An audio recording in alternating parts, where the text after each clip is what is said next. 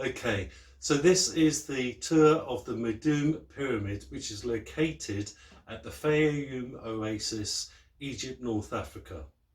Now, it's quite a special pyramid in many cases because this is your standard pyramid layout. Has the pyramid, which in this case went through 3 different stages of construction. You have your subsidiary pyramid, which is very close by, and that is possibly for queen or prince or princess to be buried in. You have your mortuary chapel, or later to become a mortuary temple in other larger pyramids, but in Meidum it's a chapel, and then you've got that long causeway which goes down to a valley temple. The valley temple is connected by a man-made cut canal which is linked to the River Nile. So people made this journey by boat rather than going overland, because believe you me, travelling overland in desert areas is quite tough. So dates is 2613 BCE, which is 4,813 years ago. Now, a lot of the construction work here was done by a king in the 4th dynasty called Snefru. So Snefru was involved in this project. If we have a look at the pyramid, you can see that it started off as a step pyramid. So they built them in steps, and they used a natural mound for most of the inner core. They built the steps around, and then they converted it to a true pyramid. It stood originally around about 65.5 meters tall. Not much of that has survived today, because as you can see, there have been quite a few collapses, probably due to earthquakes and the construction methods used, and it hasn't survived that well. A major change here though, remember in Zosa Step Pyramid, it was originally starting off as a mastaba burial with a vertical shaft. The burial chamber was located underground. But here you can see that it's located above ground. Now, to get that burial vault inside the nucleus, the Egyptians used a cobbling effect to bring the ceiling up to take the stresses above. So that's the pyramid. Now let's have a look at the mortuary chapel. Mortuary chapel is very simple. It indicates that there was probably a cult installed here. The stelae is uninscribed. Now that's quite strange, because to go to all that expense of erecting those 2 stelae, which you can see sticking up like 2 fingers, and not inscribe them, what was all that about? Did they just rely on the mortuary cult to give those offerings? But we just have to move on. Then you've got that causeway. It originally had a mud brick floor. The sides are built out of stone. Various excavations have been done on it, and it never had a roof. So in this case, it's open. That leads down to a valley temple.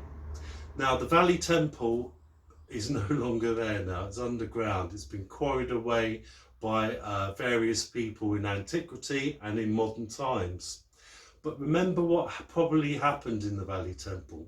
It's my personal opinion is that that's where they mummified the person's body, the person who was going to be hopefully buried in this structure. We don't know who was actually buried there. There's no evidence for it.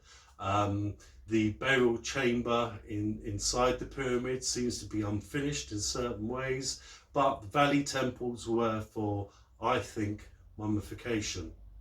And people got to this site by boat. Now, if we go back to the pyramid again, on the north face is a mud brick mastaba, okay? And remember what a mastaba tomb is. It's got a vertical shaft going down to a burial chamber, and the mastaba is a solid structure. There's no evidence that it was covered in limestone like the pyramid. And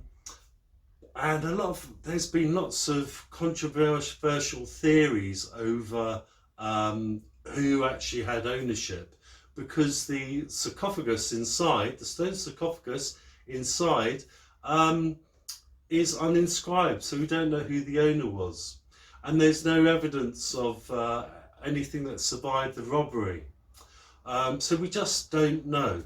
But in my opinion, I think that was the dummy tomb. Remember Zosa with his step pyramid? He had a southern tomb, which was the dummy tomb, in case the first tomb, his primary tomb, the pyramid, got violated. His spirit could survive in the southern tomb. And I think that's what this is. I think this is the dummy tomb, the one, the tomb for the spirit of whoever it was, who was going to have this monument. This was the survival place for that person's spirit. Now, originally, it was thought that King Huni of the 3rd dynasty was buried in this pyramid. But again, there are lots of controversial theories going around now that maybe Huni was actually King Kaba, and Kaba built the unfinished pyramid or the layer pyramid at Zayat al-Aryan, and there is an unfinished pyramid at Zayat al-Aryan. Now, it's again, this is quite controversial, but the evidence for the unfinished pyramid at Zayat al-Aryan is that it was built during a later period of the Old Kingdom, which is what we're in. We're in the Old Kingdom, which is the 3rd, the 4th, the 5th, and the 6th dynasty.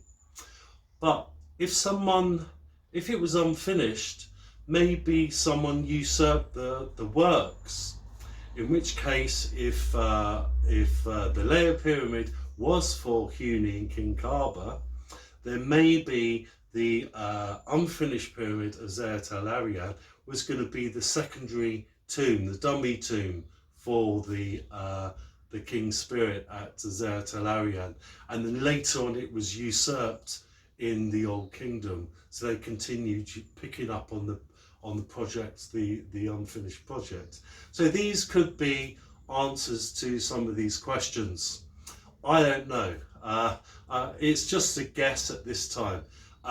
What archaeology relies on is primary data retrieval, and that means that unless funds are in place for archaeologists to go to Egypt and retrieve that primary data through excavation, we just don't know. So it's certainly something to think about in the next 2 decades. If those sites are ever fully excavated, then we will get those answers that we need. But right at the moment, the Meidum Pyramid, we're going to say that the builder was King Snefru of the 4th dynasty. And it went through 3 stages of construction, 2 stages of being a step pyramid, the 3rd stage a true pyramid, and the term pyramid comes from the ancient Greeks. When the Greeks ruled Egypt, they called them pyramids. The shape was the pyramid. And that's all I really need to say at this stage. So if you'd like me to convert this tour by going to Egypt and actually recording it on site so you can see the archaeology itself instead of pictures, then please sponsor this project by visiting GoFundMe and make a contribution of £3, just £3. So every time you see one of these tours, if it's been informative, if it's helped you in any way, then please make that donation of £3. And as soon as we hit our target of 6,000, we'll go to Egypt and we will start videoing these tours, which you can download onto your phone. Thank you very much for listening to me. See you soon. Bye for now.